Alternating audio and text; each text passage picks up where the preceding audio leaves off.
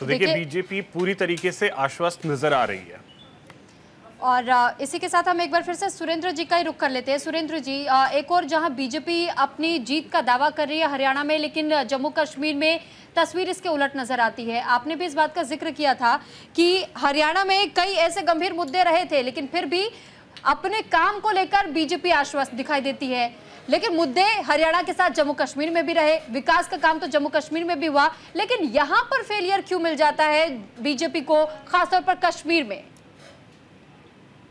नहीं, देखिए ऐसा है कि मेरा जो अपना विश्लेषण है, मैंने उसमें हमेशा ये मान के चला हूं मैं कि विकास के नाम पर और काम के नाम पर कोई वोट इस देश में चुनाव में नहीं मिलता है।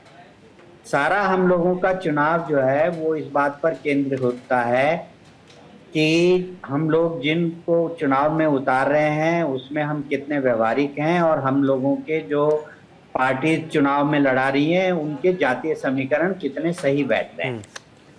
तो अब की बार मुझे आपका धन्यवाद है कि आज मुझे पहली बार आपके चैनल पे आने का मौका मिला, वरना मैं पिछले 2 महीनों से और एग्जिट पोल के बावजूद मैं शुरू से ये कह रहा था कि हरियाणा का जो चुनाव है वो बहुत क्लोज है और इसमें आखिरी काउंटिंग तक जाकर ही फाइनल फैसला होगा। उसका मेरा अपना ये था एनालिसिस कि एक तो अगर कांग्रेस पार्टी की हवा होती तो वोटिंग परसेंटेज 2019 से ज्यादा होती, जो 2019 से थोड़ी सी कम है, उतनी वोटिंग नहीं हुई है। दूसरी बात हमने ये देखी कि अगर मान लीजिए जहां पर पिछले बार 2019 में भाजपा ने अच्छा किया था, तो वहां अगर कांग्रेस की लहर है तो उन जगह पर वोटिंग थोड़ी बढ़नी चाहिए थी। लेकिन अगर आप सभी जिलों का एनालिसिस करेंगे तो आप ये पाएंगे सब लोकसभा सीटों में कि जहां पे पिछले बार 74% वोटिंग थी 2019 में, तो वहां अब की बार भी 74% ही वोटिंग है। अगर गुड़गांव के जिले में पिछले बार 57% वोटिंग थी, तो अब की बार भी 57% वोटिंग है। वोटिंग ट्रेंड ने बहुत सारी चीजें क्लियर की थी और उसे कोई भांप नहीं पाया। ठीक है सर, आते हैं फिर से आपके पास।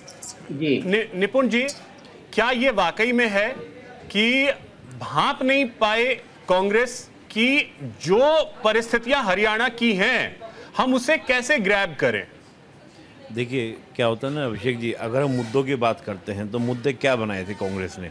कांग्रेस ने मुद्दा बनाया नौजवान का मुद्दा, कांग्रेस ने मुद्दा पहलवानों का मुद्दा, और कांग्रेस ने मुद्दा बनाया किसानों का मुद्दा। लेकिन देखने वाली बात ये थी कि क्या सारा किसान वर्ग जो वो कानून थे उनके विरोध में था या बीजेपी से नाराज था? ऐसा देखने में आपको नहीं मिलेगा। जो छोटे किसान हैं, सीमांत किसान हैं, वो उससे नाराज नहीं थे। दूसरी बात क्या, जो विनेश फोगाट का जो मुद्दा था, जब बात की जाती है अखाड़ों की राजनीति की, देखिए अखाड़े भी हरियाणा में क्या है, जाति के आधार पर बटे हुए हैं।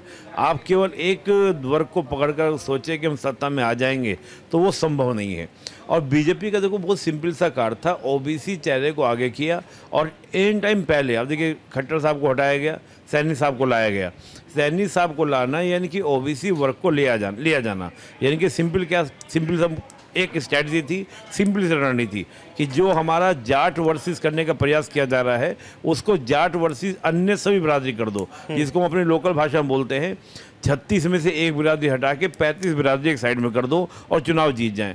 हालांकि हरियाणा के चुनाव में जाट या दलित ये दोनों मायने करते हैं, तो पूरा प्रयास क्या था कि कांग्रेस का जाट और दलित को लेकर चला जाए।